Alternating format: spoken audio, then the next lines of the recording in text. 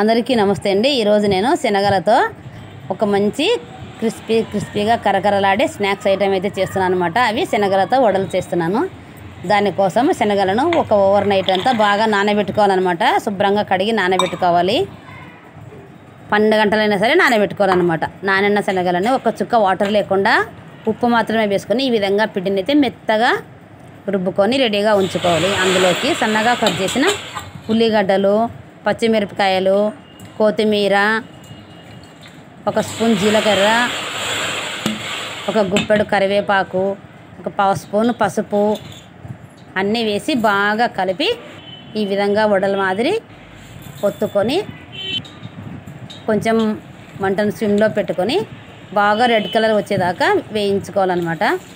అంతే, చాలా టేస్ట్గా ఉండే ఎంతో హెల్తీ ఫుడ్ వడలు అయితే తయారైపోతాయి। మరి లైక్ చేయండి, సబ్స్క్రైబ్ చేయండి, షేర్ చేయండి।